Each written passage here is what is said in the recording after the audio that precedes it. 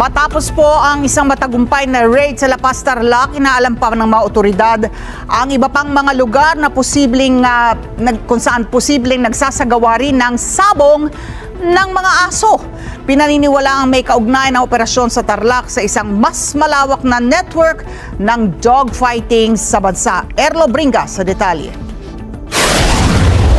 Yan ang kadalasang eksena sa isang tahanan sa Barangay Motorico, La Paz, Tarlac, na kung saan may pinagsasabong na dalawang mga hayop para pagpustahan, pero kung sa iba ay manok, aso ang pinagpipiyastahan ng mga parokyano sa nasabing sabong. Nang dahil dyan, sinalakay ng mga operatiba ng PNP-CIDG kasama ang PAOK o Presidential Anti-Organized Crime Commission ng dogfighting na yan sa lugar. Dito nahuli ng mga operatiba ng CIDG ang suspect na kinilalang si Bill Akira Watanabe na sinasabing pasimuno sa sabong ng mag-aaso.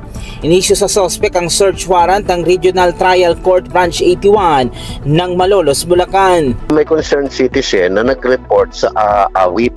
Yung AWIP, yung International Organization, yung Animal Welfare Investigation Project, AWIP, na meron ngang dog fighting dyan sa La Paz, Tarlac na nangyayari.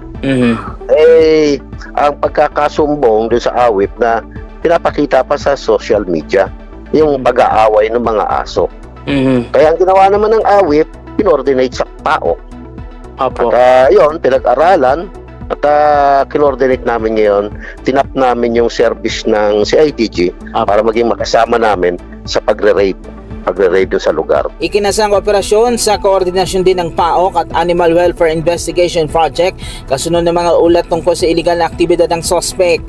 Ayon pa sa PAOK, ginagamit ng suspect ang social media para magbenta ito ng mga tuta na kanila ding sinasanay para sa brutal dogfight. Actually, before that, nagkaroon ng bypass na sinubukan nga at nakita nga doon may mga tuta pa na tinetrain na ganong kaaga para sa maging fighter ng mga aso. Ang ginagawa nitong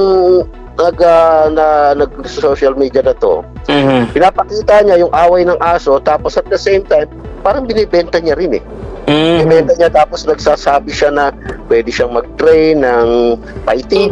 Na-recover ng mga operatiba ang 3 aso, ilang kulungan na minarkahan para gamitin sa dogfighting, maging ang ilan pang mga tuta ay na-recover din, kagat ng patpat at iba pang gamit na karaniwang nauugnay sa iligal na gawain. Nasa kustodiya na ngayon ng CIDG ang suspect at nahaharap sa kasong paglabag sa Animal Welfare Act o Republic Act 8485 at patuloy din ang investigasyon upang matukoy kung ang suspect ay may kaugnayan sa isang mas malawak na network dogfighting. Ngayon, bawal yan sa Republic Act 8485 natin, Section 6. Very clear doon na nakalagay na yung dog fighting tsaka yung horse fighting bawal. Baka may iba pa po siyang lugar, may mga ganun pa po ba? Yung pinag-aaralan natin yan, posible nga, no? Kasi naikalat niya, napakalakas ng loob nito na magganyan sa social media. Kala mo yung ginagawa niya, yung pagsasabong lang ng gagamba. Kasi na social media din yun. Mga kababayan, huwag nyo nang hanapin ang mga pulis sa presinto sapagkat kami ay nasa inyo ng mga telepono. Dial 911, darating kami sa loob ng 5 minuto.